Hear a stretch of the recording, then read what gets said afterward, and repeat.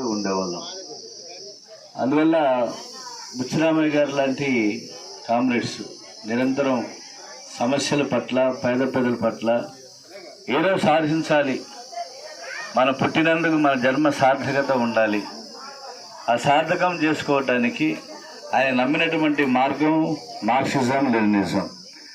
ఆ మార్గంలోనే తుది శ్వాస వరకు కూడా కమ్యూనిస్ట్ పార్టీ సభ్యుడిగా తన జీవిత చరమాంక దశ వరకు కూడా ఆయన తన జీవితాన్ని కొనసాగించారు.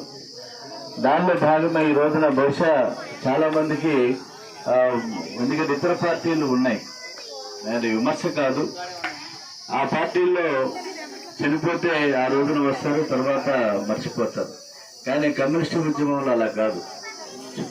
చనిపోయిన తరువాత సంస్మరణ సభలు జరుగుతాయి. ప్రతి సంవత్సరం ఆ కామ్రేడ్ యొక్క సేవల్ని స్మరించుకుంటూ సంతాప సభలు జరుగుతాయి. బహుశా చాలామంది పాతకాలపు కమ్యూనిస్టులు, ఉదాహరణకు ఇక్కడ పెద్దల ఆదినారాయణ గారు ఉన్నారు, 86 సంవత్సరాల వయసు అయింది. అది ఇంకా మోహన్ రావు 77 సంవత్సరాలు. వీరందరూ కూడా ఒకే. ఇవాళ ఎవరు ఎప్పుడు ఏ పార్టీ మారిపోతున్నారో మనం చూస్తున్నాం. ఈ రోజున ఉదయానికి ఒక పార్టీ ఉంటే రాత్రికి ఒక పార్టీకి మారిపోతున్నటువంటి రోజులు ఇవి చూసాం కదా. ఎన్నికలు మొన్న ఎన్నికలు జరిగినాయి. అటువంటి దశలో 86 సంవత్సరాల వయసు వచ్చేంత వరకు ఆదినారాయణ గారు, 77 సంవత్సరాలు వచ్చేంత వరకు మోహన్ రావు గారు, ఇక్కడ ఉన్న శివకృష్ణయ్య గారు 75 సంవత్సరాలు, అలాగే బుచ్చిరామయ్య గారు. అంటే వీళ్ళ జీవితం అంతా కూడా కమ్యూనిస్ట్ పార్టీలో ఎర్రజెండా కోసం వాళ్ళ జీవితాన్ని అంకితం చేశారు.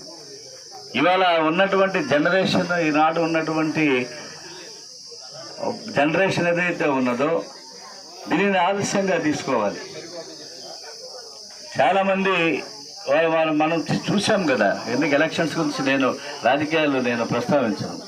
ఎన్నికల ఫలితాలు రాలేదు ఇంకా, కాబట్టి ప్రజలందరూ ఎదురు చూస్తున్నారు ఎన్నికల ఫలితాల కోసం.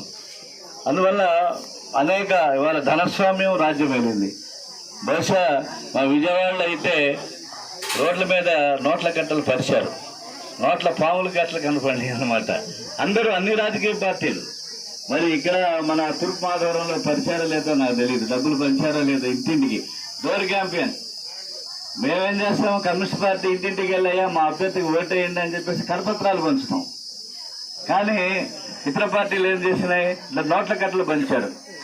మా వాళ్ళు నోట్ల కట్టలు కరపత్రాలు పంచుతుంటే లేడీస్ అందరూ వచ్చి కరపత్రాలు సంచినీటికి డబ్బులే అని చెప్పేసి అడుగుతున్నారట.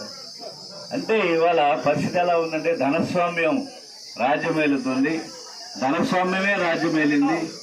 కాబట్టి ప్రజలు వాళ్ళు ఆలోచించుకోవాల్సినటువంటి అవసరం ఉన్నది. బుచ్చిరామయ్య గారు లాంటి వారు తన జీవితకాలం అంతా కూడా కమ్యూనిస్ట్ పార్టీ కోసం, ఎర్రజెండా కోసం పనిచేశారు.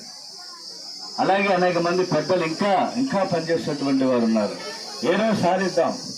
అది ఈనాటి యువతరం వారి నుంచి ఏం నేర్చుకోవాలి? రోజుకొక పార్టీలు మార్చేటువంటి వారిని భవిష్యత్తులో అయిన యువతరం, యువభారతం మనది. 26% మంది యువకులు ఉన్నటువంటి ప్రపంచంలో అత్యధిక శాతం యువకులు ఉన్నటువంటి దేశం భారతదేశం. అందుకనే యువ భారతం అని చెప్పి పిలుస్తారు. ఇటువంటి యువ భారత్లో యువకుల్లో మార్పు రావాలి, ఓటర్స్లో మార్పు రావాలి.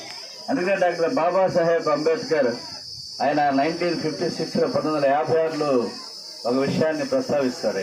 ఆయన లాస్ట్ స్పీచ్ ఇన్ పార్లమెంటులో చివరిసారిగా ప్రసంగించినటువంటి అంశాన్ని నేను ఇక్కడ ప్రస్తావిస్తున్నాను.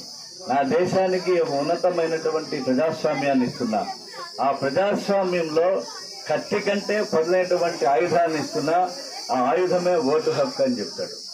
ఆ ఓటు హక్కును అమ్ముకుంటే మీ కర్మ. ఓటుని విలువని తెలుసుకుని ఓటు వేస్తే ప్రజాస్వామ్యం పడబెలుతుందని చెప్పాడు. ఎప్పుడు చెప్పాడు ఆయన? 1956 సంవత్సరంలో చెప్పాడు. బహుశా మేము ఎవరూ పుట్టలేటప్పటికి, పుట్టి ఉండం కూడా. మేమంతా 60 దశకంలో 65 ఆ సమయంలో పుట్టిన వాళ్ళు, అంతకుముందున్న పెద్దలు. కానీ ఎప్పుడు చెప్పాడు ఆయన? ఇవాళ అదే జరుగుతుంది కదా మన దేశంలో. ఓటు నమ్ముకుంటున్నారు, డబ్బు కోసం ఎదురు చూస్తున్నారు.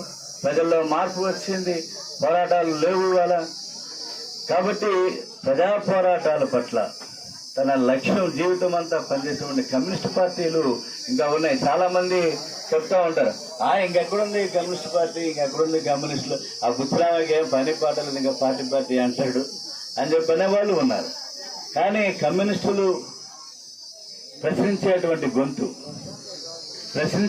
గొంతు, అన్యాయాన్ని నిలదీసేటువంటి గొంతు, ఇటువంటి వారిని గెలిపించుకోవాలి. సర్పంచులుగా, ఎంపీటీసీలుగా, జడ్పీటీసీలుగా శాసనసభల్లో కమ్యూనిస్టుల గొంతు వినపడాలి. అప్పుడే ప్రజల యొక్క గొంతు వినపడుతుంది. లీటర్ పెట్రోల్ 100 రూపాయలు దాటితే ప్రశ్నించేటువంటి లేడు, గ్యాస్ ధర పెరిగితే ప్రశ్నించేటువంటి వాళ్ళు లేరు వాళ్ళ పార్లమెంట్లో, అసెంబ్లీలో. ఎందుకని వాళ్ళంతా శతకోటీశ్వరులు. వాళ్ళు ఎన్నికల అఫిడవిట్లో చెప్తున్నారు ఒక్కొక్కరు 100 కోట్ల రూపాయలకు అధిపతులు. ఇటువంటి సందర్భంలో కమ్యూనిస్టులు గెలవకపోతే మాకు పోయేదేమి లేదు, కమ్యూనిస్ట్ పార్టీకి నష్టమేమి లేదు. కానీ ప్రజలకు నష్టం, దేశ ప్రజలకు నష్టం, రాష్ట్ర ప్రజలకు నష్టం, మాధవరం గ్రామ ప్రజలకు నష్టం. ప్రశ్నించేటువంటి గొంతు అనేటువంటిది ఉండాలి. మన తరపున పోట్లాడేటువంటి వాళ్ళే కమ్యూనిస్టులు.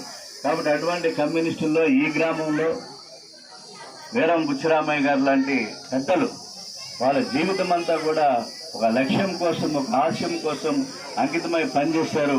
వారి ఆశయ సాధన కోసం వారి కుటుంబ సభ్యులు, ఇక్కడికి వచ్చేటువంటి పెద్దలు అందరూ కూడా పునరంకితం కావాలని చెప్పేసి నేను కోరుతూ, జోహార్ కామ్రేడ్ వీరం బుచ్చిరామయ్య గారు, జోహార్ కామ్రేడ్ వీరం బుచ్చిరామయ్య గారు, జోహార్ కామ్రేడ్ వీరం బుచ్చిరామయ్య గారు. ముందుగా క్షమించాలి, మేము రావడం